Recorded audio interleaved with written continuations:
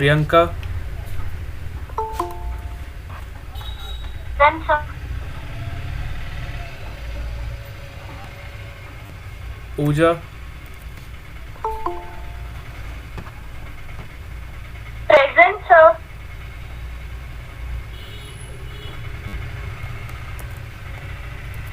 भूमिका, Present, sir. Mitesh, Sahil, Present, sir. Steffi, Om Patel, Present, sir. Keshvi, Present, sir. Kripal, Present, sir. Present, sir. Darshanika, Present, sir.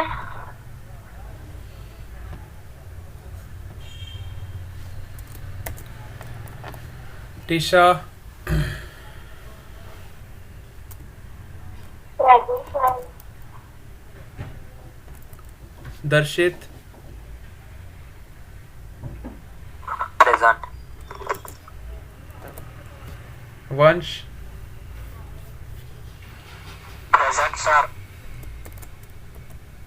मयूर,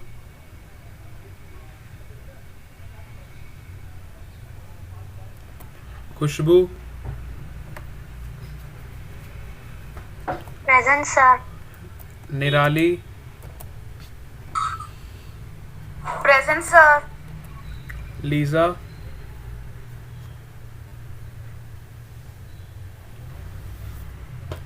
तनुश्री, दीप,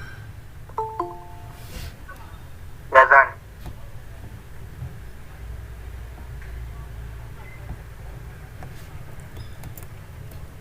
Tanvi, Present, sir. Shivani, Present, sir. Kainil, Present. Sanjo, Present, sir. Aditi, Jeel, Abban, Disha. Present.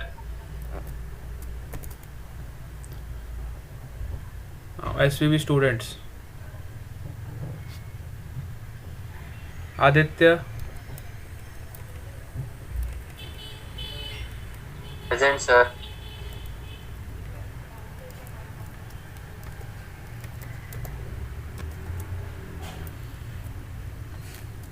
Varshil,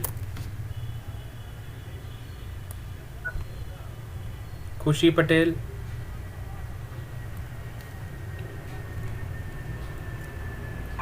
Present, sir. यश, नील पटेल, भावना, Varshil, present, sir. Present, sir.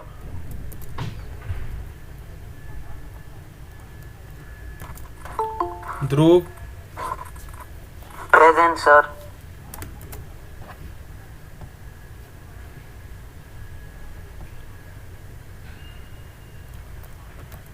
Vraj, चंदन, Present, sir. वृत,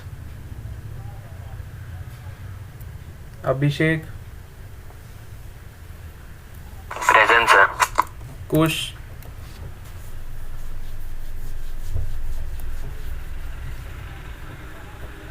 Priyanshi, Present, sir. Present, sir. Kush Pagar, present, sir. धार्मिक, लक्ष्य, Present, sir. हर्ष,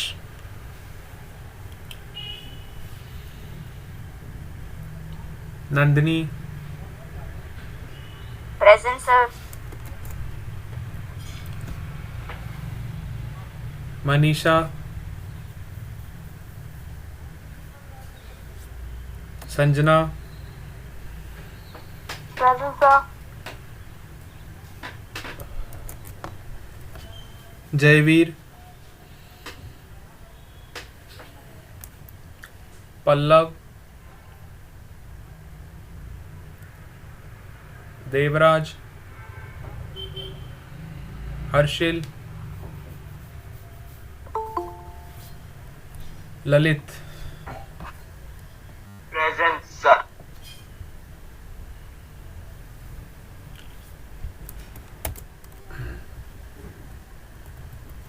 Sir, Neil present. नील Patel, Sir, yes, present too. चलो ठीक है। और कोई रह गया तो बताओ जल्दी से। P P Savani, S V V, Mitesh present, sir. Mitesh, Mitesh Saini,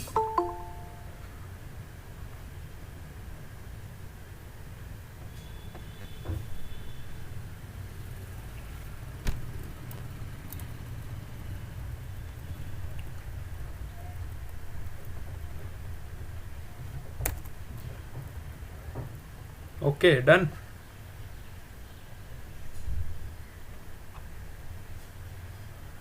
angel Gamit,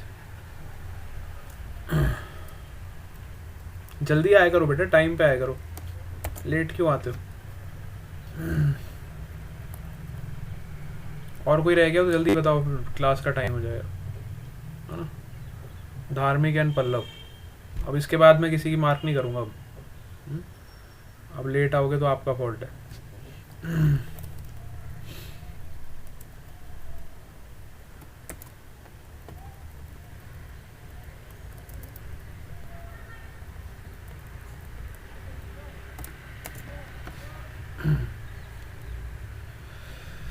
ठीक है डन।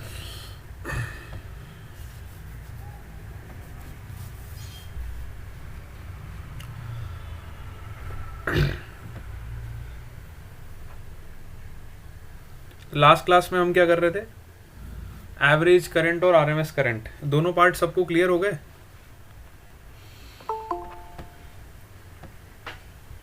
इस पे काफी क्वेश्चंस भी दिए थे आपको प्रैक्टिस करने के लिए।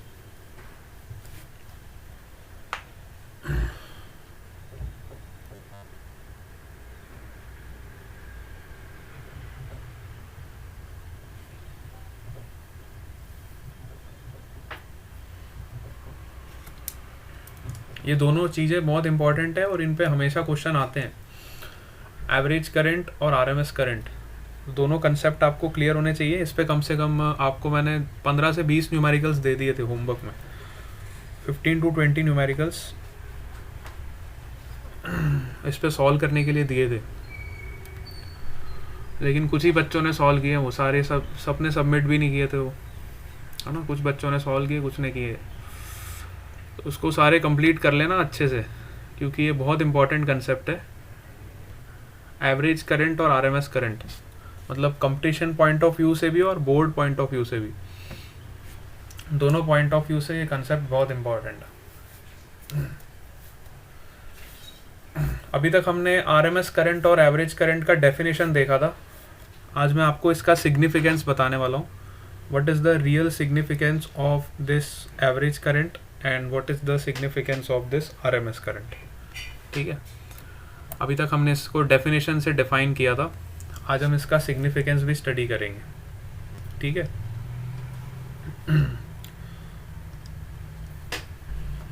सबसे पहले स्टेटमेंट को रीड करो, बहुत ही इंपॉर्टेंट स्टेटमेंट है ये। एवरेज करंट का सिग्निफिकेंस इसी स्टेटमेंट में दिया हुआ है। ठीक है, सबको स्क्रीन दिखाई दे रहा है ना।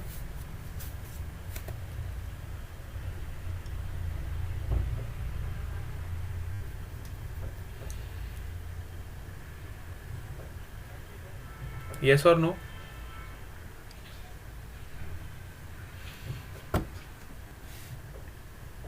मेरे को वॉइस मैसेज पे रिप्लाई कर देना, यहाँ पे कमेंट आपके विजिबल नहीं होंगे।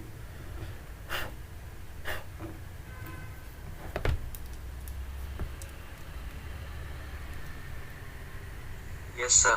है ना। एवरेज और mean value of alternating current over a half cycle. सबसे इम्पॉर्टेंट पॉइंट तो ये है कि हम इसको हाफ साइकिल पे कैलकुलेट करते हैं। First thing is that steady current. Steady current का मतलब जो टाइम के साथ चेंज नहीं होती, which will send the same amount of charge in a circuit in the time of half cycle as is send by the given alternating current in the same circuit in the same time. अब इसका मतलब क्या है? अब इतना बड़ा सा statement यहाँ पे लिखा हुआ है। This is the real significance of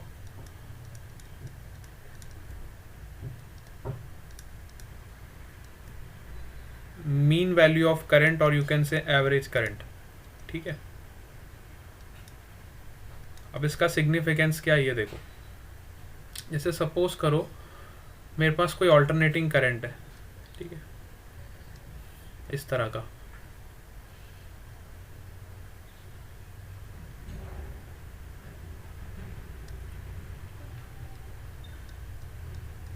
और एक मेरे पास डीसी करंट है, ठीक है। स्टेडी करंट का मतलब जो टाइम के साथ चेंज ना हो। टाइम के साथ जो करंट चेंज नहीं होगी वो स्टेडी होगी, उसी को तो हम डीसी करंट बोलते हैं। ठीक है, this is my steady current,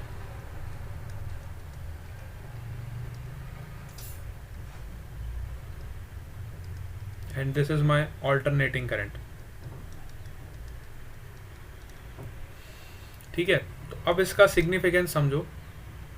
it is that steady current which will send the same amount of charge, same amount of charge. तो चार्ज हमें कहाँ से मिलेगा?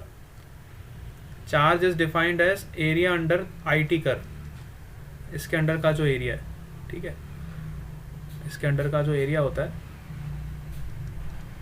उसको हम बोलते हैं charge. Let's say this is your Q1 charge, ठीक है, और इसकी हाफ साइकिल का जो चार्ज है लेट सपोज करो वो Q2 चार्ज, ठीक है। अब इसके सिग्निफिकेंस को देखो। Same amount of charge in a circuit in the time of half cycle, मतलब ऑल्टरनेटिंग करंट का हाफ साइकिल का जितना चार्ज होगा उतना स्टेडी करंट का जितना चार्ज होगा, वो दोनों चार्ज जब आपके सेम हो जाएंगे, मतलब Q1 का वैल्यू जब Q2 के बराबर हो जाए, Q1 का वैल्यू किसके बराबर हो जाएगा? Q2 के बराबर हो जाएगा। तो ये वाली जो करंट होगी इसको हम बोलेंगे एवरेज करंट। एवरेज करंट वो स्टेडी करंट है जिसमें ऑल्टरनेटिंग करंट की हाफ साइकिल का जो चार्ज है और इस करंट का जो चार्ज है, दोनों का चार्ज जब सेम हो जाएगा तो वो स्टेडी करंट एवरेज करंट कहलाएगी। समझ आ रही है इस बात? जब दोनों चार्जेस आपके सेम हो जाएंगे, दोनों के एरियाज इक्वल हो जाएंगे, तब ये जो करंट होगी इस स्टेडी करंट को ही मैं क्या बोलूँगा? Average current.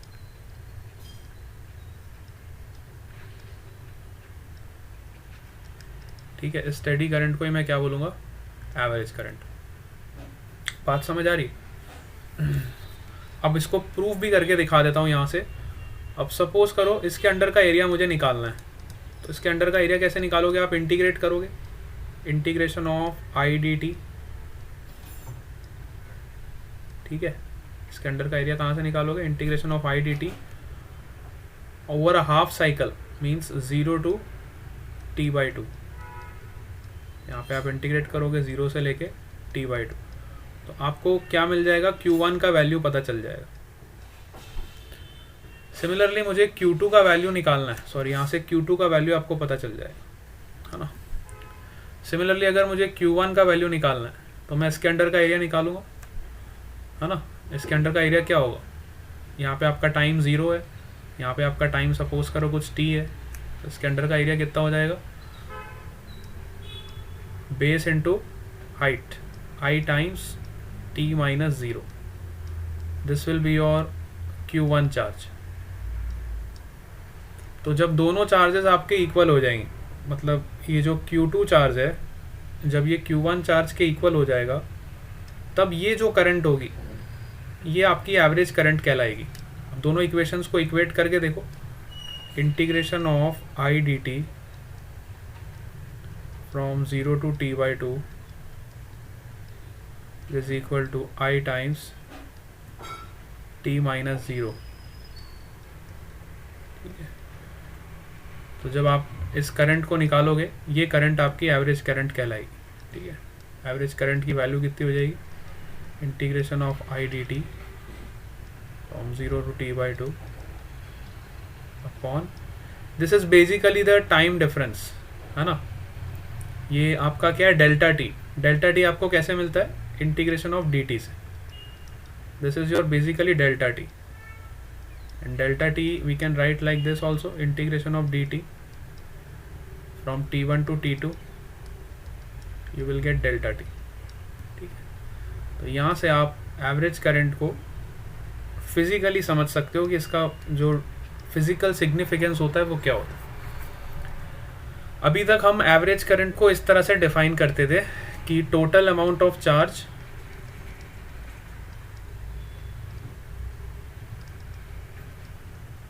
Upon total time taken. वहां से भी आप इसको डिफाइन कर सकते हो, वो बेसिक डेफिनेशन है ना, total amount of charge upon total time taken. यहाँ से भी जब आप इसको डिफाइन करोगे you will get the same result, integration of I d t from 0 to t/2 upon integration of d T, you will get the same result. ठीक है, लेकिन ग्राफ से आप इसको और अच्छे से समझ सकते हो कि और जो आपकी स्टेडी करंट होती है वो असल में क्या होती है। मतलब जो एवरेज करंट होती है वो स्टेडी करंट होती है जब दोनों का चार्ज इक्वल हो जाता है। ऑल्टरनेटिंग करंट का हाफ साइकिल का जो चार्ज होता है वो इस करंट के चार्ज के इक्वल जब हो जाता है ना। तो you can say that it is that DC current, average current is that DC current. इस तरह से आप इसकी डेफिनेशन को बना सकते हो, it is that DC value in a circuit which will have the same charge as flown in a AC circuit over a half cycle, है ना। It is that DC current in a circuit which is having the same charge as flown in a AC circuit over the half cycle, है ना। AC circuit का half cycle का जो charge है वो इसके बराबर हो जाएगा, तब ये जो करंट कहलाएगी, ये DC करंट जो कहलाएगी, इसी को हम बोलेंगे एवरेज करंट। क्या ये बात आपको समझ आई सबको?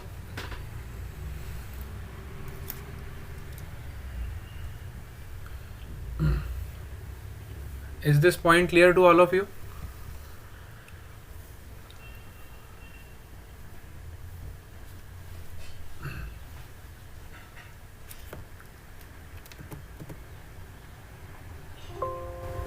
Yes बेटा, सबको पॉइंट क्लियर हो गया ये?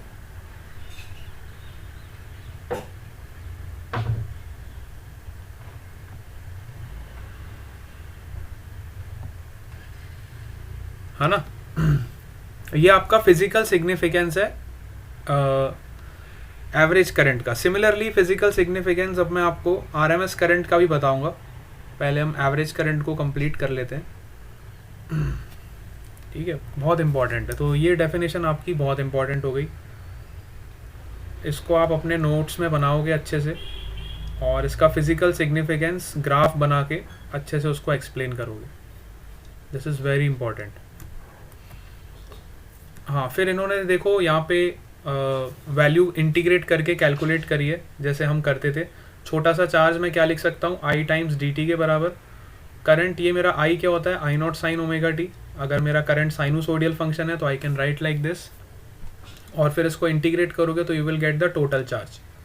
ठीक है, टोटल चार्ज को इंटीग्रेट करके हमने ये वैल्यू ऑलरेडी कैलकुलेट कर ली थी।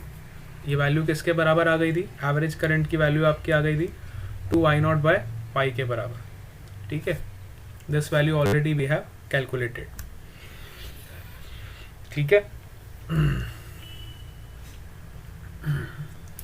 इन्होंने कैसे निकाली है, ग्राफ से कंपेयर करके निकाली है।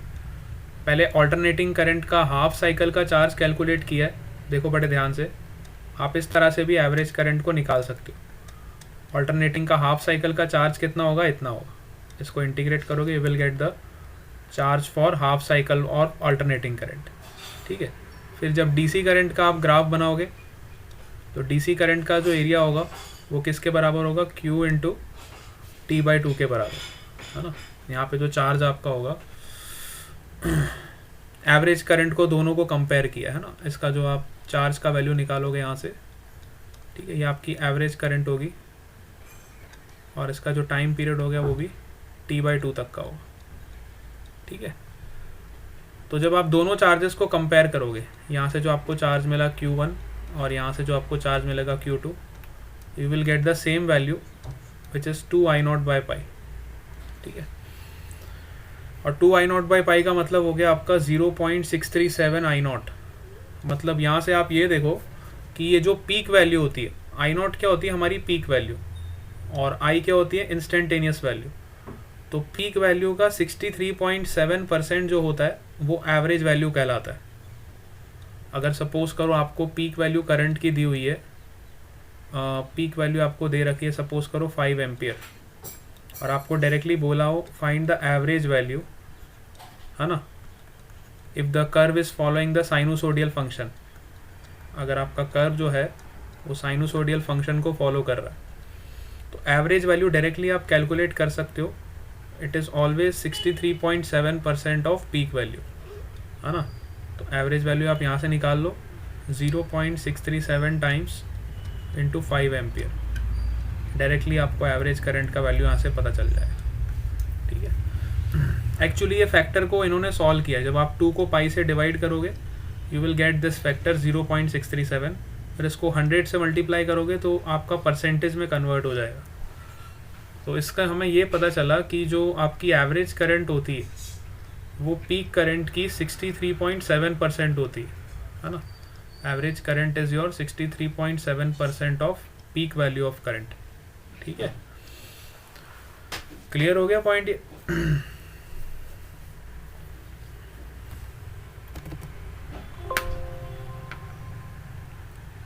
यहाँ तक किसी को कोई doubt?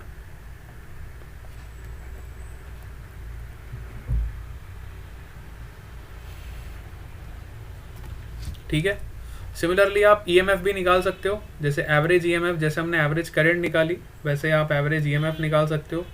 It is also 63.7% of your peak EMF.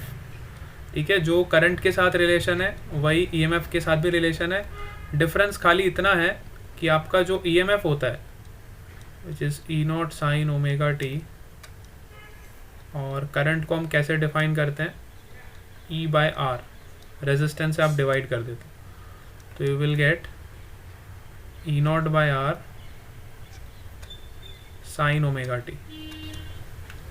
तो मतलब उसकी पीक वैल्यू थोड़ी कम हो जाती है, करंट की जो पीक वैल्यू होगी वो ईएमएफ की पीक वैल्यू से थोड़ी कम होगी। अगर ईएमएफ ऐसे चल रहा है आपका तो करंट का पीक वैल्यू थोड़ा कम होगा।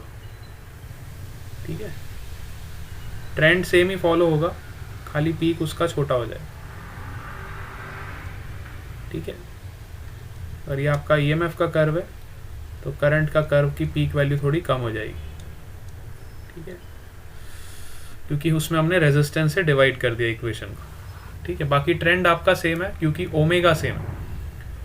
मैंने आपको पिछली क्लास में ही बताया था, जो ओमेगा होता है वो ग्राफ के नेचर को डिसाइड करता है कि किस तरह से आपका ग्राफ बनेगा। ओमेगा जो होता है वो ग्राफ के नेचर को डिसाइड करता है, और ये जो वैल्यू होती है E0, this is your peak value and this is your instantaneous value. किसी भी इंस्टेंट पे अगर हमें ईएमएफ का वैल्यू निकालना है तो आप उस टाइम पीरियड को पुट करके यहाँ पे किसी भी इंस्टेंट पे वैल्यू निकाल सकते हो, क्योंकि हर इंस्टेंट पे आपकी वैल्यू चेंज हो रही है। ऑल्टरनेटिंग का मतलब यही होता है, at every instant you are getting the different value. ठीक है, हाँ ना। अब ये पॉइंट भी मैंने आपको बता दिया था कि हम मीन वैल्यू कभी भी फुल साइकिल की नहीं निकालते। क्यों? क्योंकि पॉजिटिव और नेगेटिव हमेशा कैंसिल हो जाते हैं। फुल साइकिल का मीन वैल्यू आप कभी नहीं निकालते हो, क्योंकि फुल साइकिल का मीन वैल्यू हमेशा ज़ीरो होगा, जितना पॉजिटिव उतना नेगेटिव। तो इसका एवरेज करोगे तो यू विल गेट ज़ीरो। इसलिए हम हमेशा जो मीन वैल्यू निकालते हैं वो हाफ साइकिल की निकालते हैं, है ना. We always calculate the average value और mean value for half cycle. Clear है यहाँ तक सबको?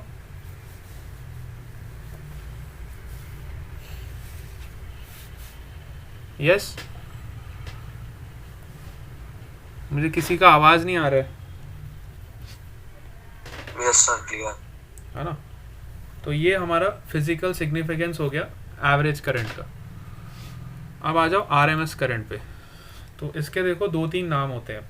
एक तो होता है रूट मीन स्क्वायर, ये तो मैंने आपको बताया ही था, रूट मीन स्क्वायर.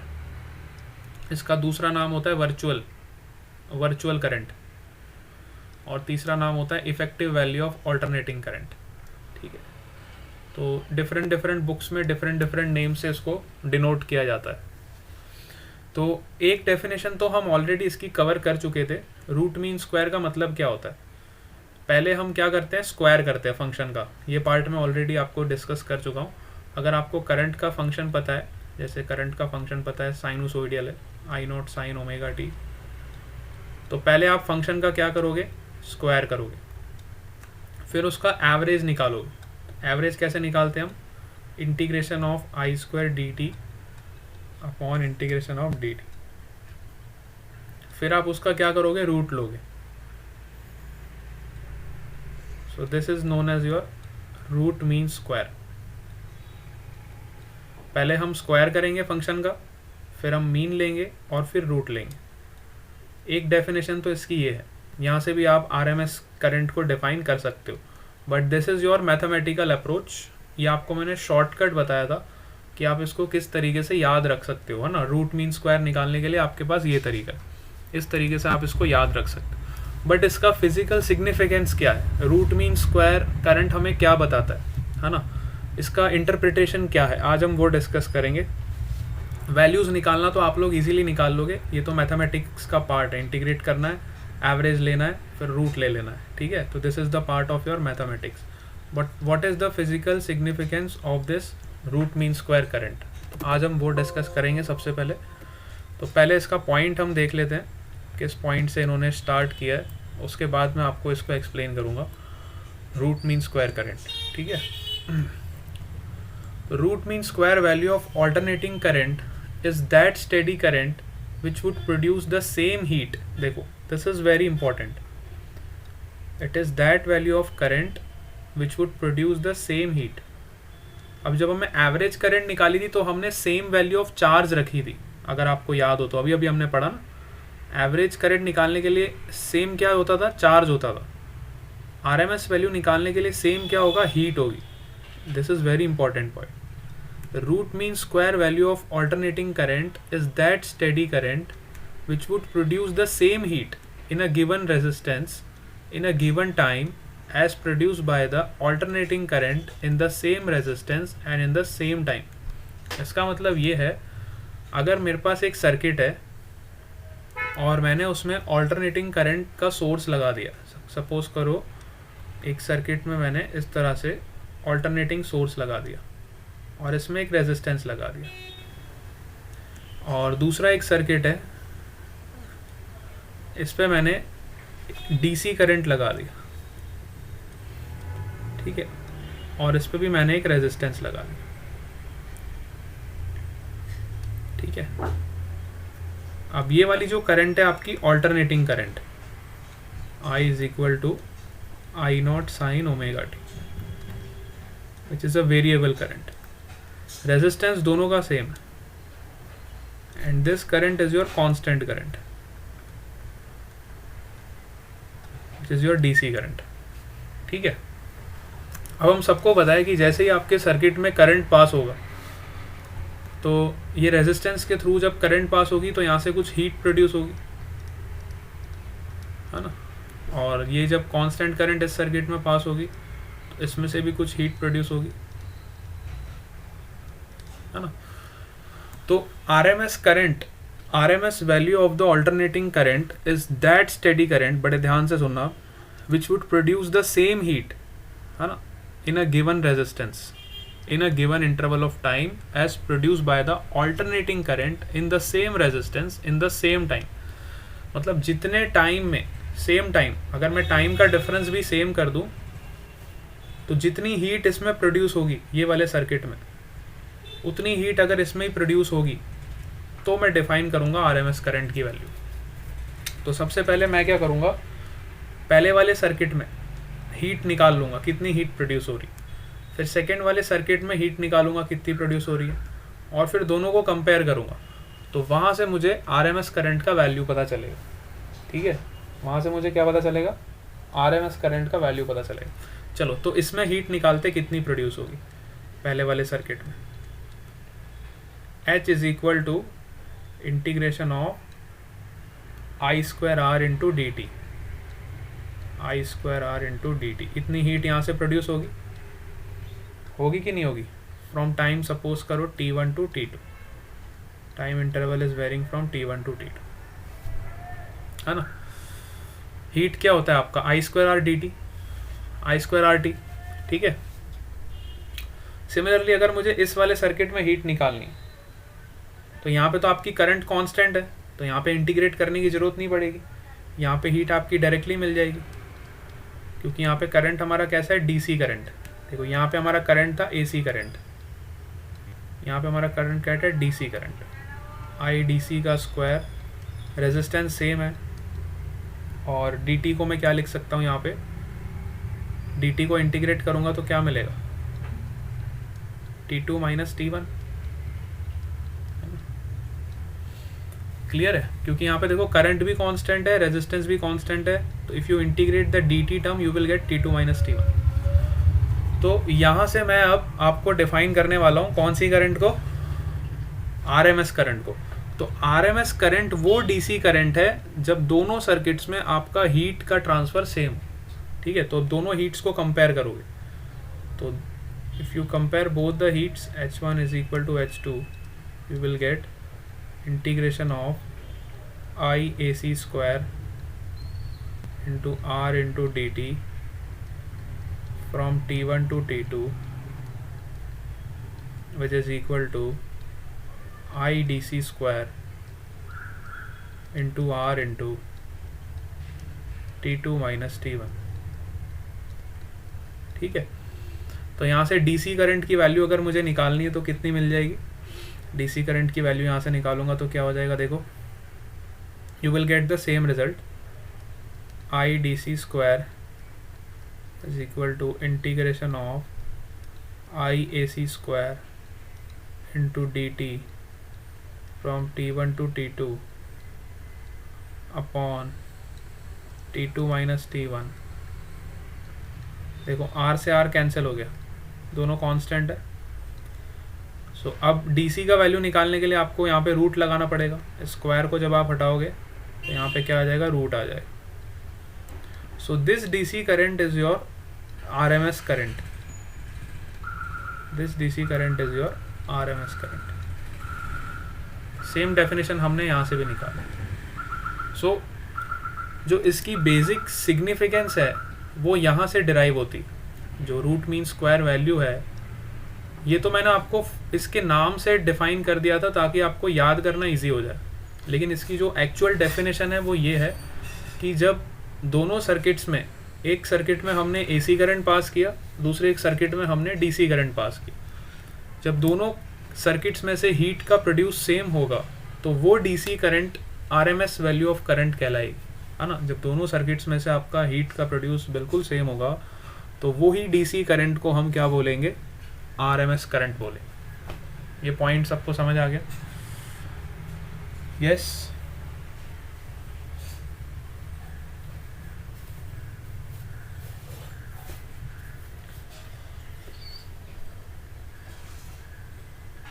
यस बेटा, इसमें किसी को कोई दिक्कत?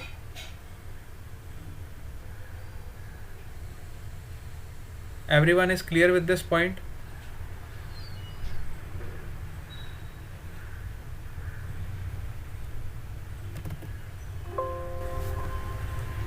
Not getting any voice?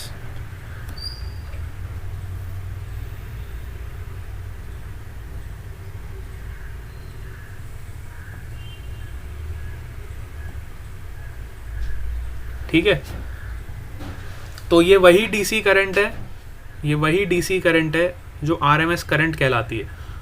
अब दोनों पॉइंट्स में अगर आप कंक्लूड करो तो एवरेज करंट में मैंने आपको डिफाइन किया था कि एवरेज करंट वो डीसी करंट होती थी जब आपका चार्ज का फ्लो सेम होता था, है ना।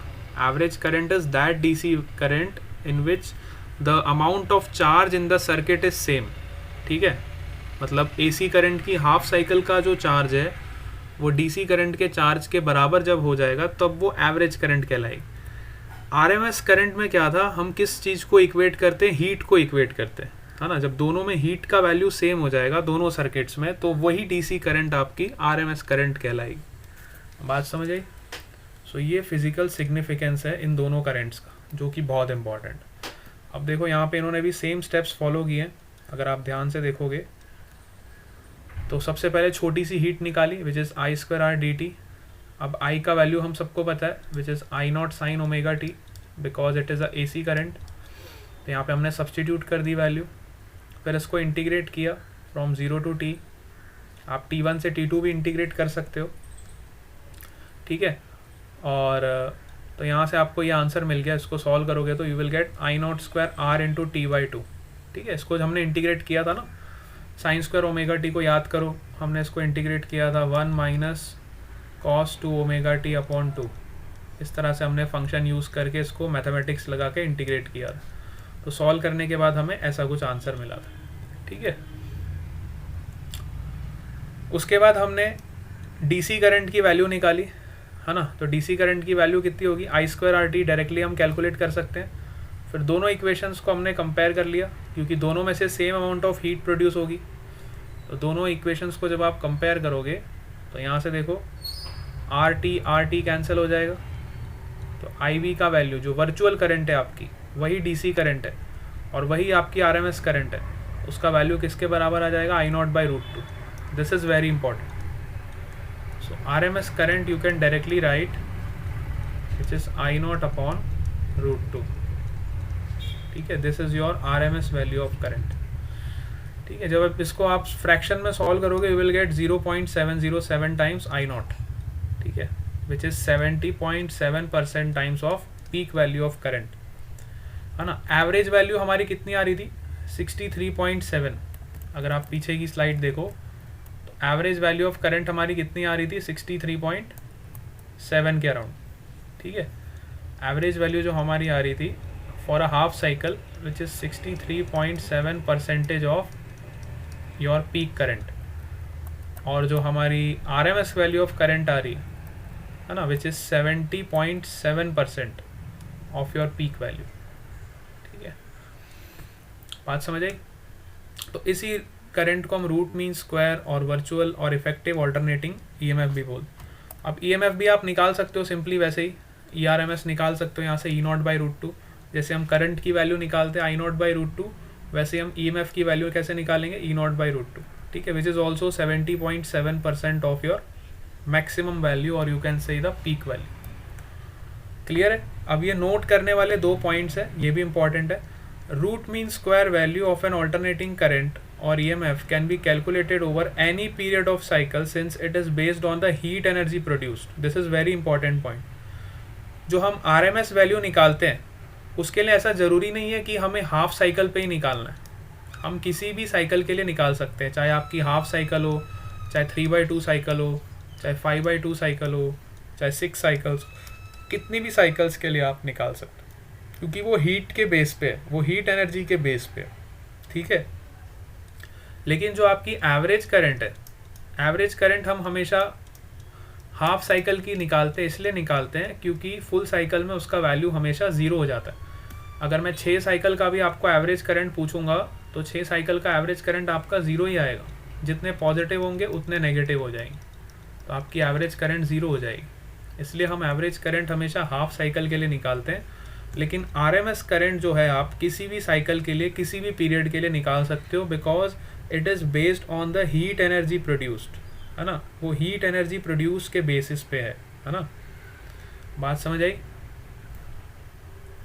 Do not use the above configuration for less than 1 period, है ना, कम से कम 1 पीरियड की तो हम निकाल ही लेते हैं आरएमएस वैल्यू, ठीक है।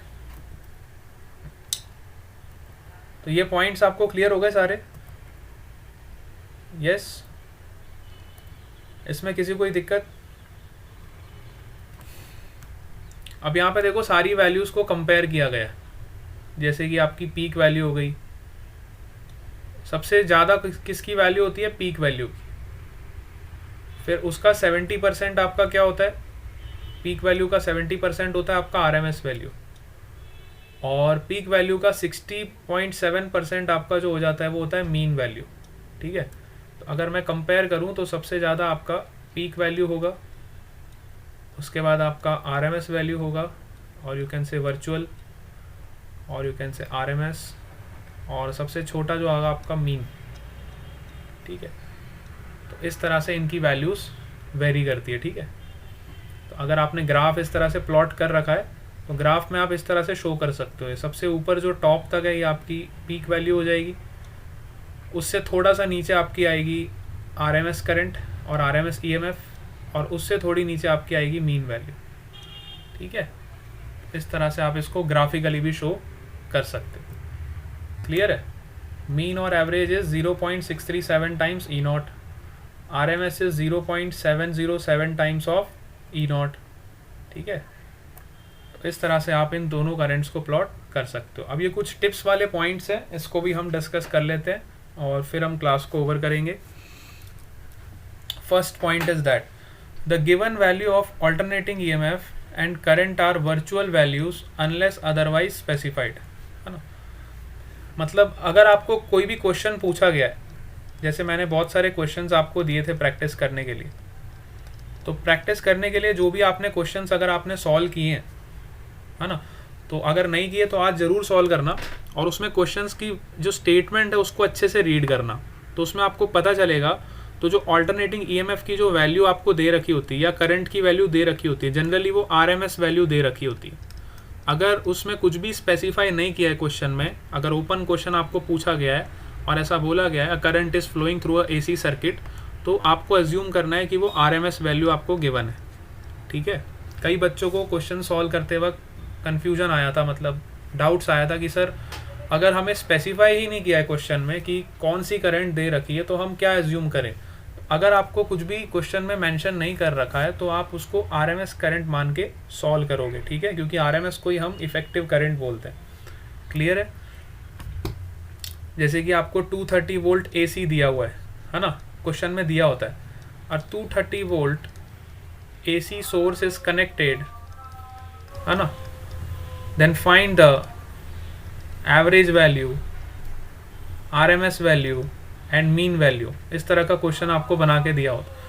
तो अगर आपको क्वेश्चन में दे रखा है कि 230 वोल्ट एसी सोर्स आपको दे रखा है, तो ये 230 वोल्ट आपका आरएमएस वैल्यू है ना। 230 वोल्ट एसी सोर्स आपको दिया हुआ होगा क्वेश्चन में, तो आपको वहाँ पे समझ जाना है कि वो आरएमएस वैल्यू आपको दे रखी है। ठीक है, अगर आरएमएस आपको पता है तो आप पीक वैल्यू निकाल सकते हो, है ना। आरएमएस वैल्यू क्या होता है? ई नॉट बाई √2। तो अगर आपको आरएमएस वैल्यू गिवन है विच इज़ 230 वोल्ट्स, तो आप यहाँ से पीक वैल्यू निकाल सकते हो which is √2 times of 230 volts. ठीक है, एक बार आपको पीक वैल्यू पता चल गई तो आप एवरेज वैल्यू निकाल सकते हो which is 0.637 times of your this value. बात समझ आ रही है? तो क्वेश्चंस में आपको डायरेक्टली मेंशन नहीं होगा कि RMS voltage of 230 volt given to you. Question में कभी भी डायरेक्टली स्पेसिफाई नहीं होगा। क्वेश्चन के स्टेटमेंट में आपको ऐसा ही दिया होगा, आपको वहाँ पे समझ जाना है कि ये आरएमएस वैल्यू ऑफ करंट है या फिर आरएमएस वैल्यू ऑफ वोल्टेज है, जो भी आपको दिया हुआ। Second point is that AC ammeter and AC voltmeter read the RMS value of alternating current and voltage respectively। अगर मान लो क्वेश्चन में आपको कोई डिवाइस लगा के दे रखी कि अगर ऐसा बोला है कि सपोज करो an AC ammeter of 1 ampere is connected to the source, तो AC ammeter हमेशा आपका RMS वैल्यू को ही रीड करेगा। ठीक है, ये आपको खुद से समझना है, वहाँ क्वेश्चन में स्पेसिफाई नहीं किया होगा। ये पॉइंट आपको खुद से समझना पड़ेगा कि जब भी आपको AC एमीटर या वोल्ट मीटर दे रखा होगा क्वेश्चन के स्टेटमेंट में, तो वहाँ पे आप अज्यूम करोगे कि वो RMS करंट है। ठीक है, they are also called as hot wire meters, इनको हॉट वायर मीटर्स भी बोलते हैं. And the third and the last point is that the scale of DC meters is linearly graduated whereas the scale of AC meters is not evenly distributed. ठीक है, DC meters की जो scale होती है वो लीनियरली ग्रेजुएटेड होती है. हम सबको पता है ना, DC करंट तो कांस्टेंट होता है, कांस्टेंट हो भी सकता है, कांस्टेंट नहीं भी हो सकता है, लेकिन उसका डायरेक्शन में कभी भी चेंज नहीं होगा, है ना. DC करंट के डायरेक्शन में कभी भी रिवर्स नहीं होता है, लेकिन AC करंट हमेशा डायरेक्शन में रिवर्स करता है. ठीक है, तो इसलिए DC मीटर्स हमेशा कैसे होते हैं, लीनियरली ग्रेजुएटेड होते हैं, है ना, क्योंकि इनकी डायरेक्शन कभी भी रिवर्स नहीं होती है. लेकिन AC वैल्यू में क्या होता है, आपकी डायरेक्शन भी रिवर्स हो जाती है, तो उनको लीनियरली ग्रेजुएट नहीं कर सकते. बात समझ आ गई? ये सारे पॉइंट्स आपको क्लियर हो गए. These all are very important points from the numerical point of view, है ना. अब जिन्होंने भी होमवर्क अभी तक सॉल्व नहीं किया है, आज एक बार ट्राई फिर से करेंगे, आपसे सारे क्वेश्चन सॉल्व हो जाएंगे. जितने भी 15-20 क्वेश्चंस मैंने आपको दिए थे, वो सारे के सारे क्वेश्चन इसी के बेसिस पे हैं, RMS वैल्यू, मीन वैल्यू और पीक वैल्यू. ठीक है, जितने भी क्वेश्चंस हैं सब में यही चीज़ कैलकुलेट करनी है, RMS value, mean value and peak value. आज आप इसको सारा कंप्लीट करेंगे. जितने भी क्वेश्चंस हैं वो सारे के सारे आपके नोटबुक में होने चाहिए. क्लियर हो गया सबको? यस. आज हम क्लास को यहीं पे एंड कर रहे हैं. Bye bye to all of you. Thank you, sir.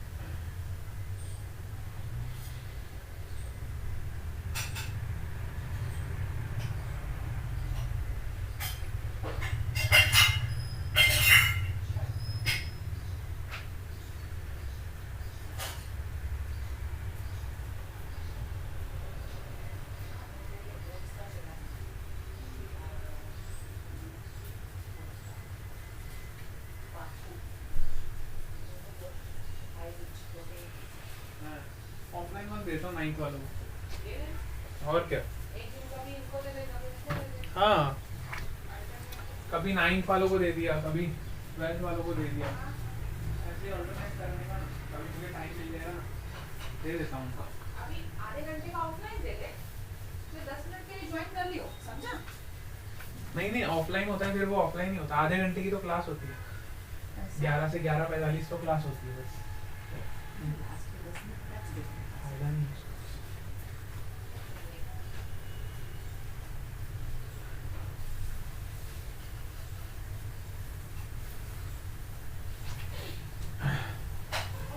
दवाई 11 क्लास में शुरू कर देना, वो भी क्या 15-20 मिनट पढ़ा।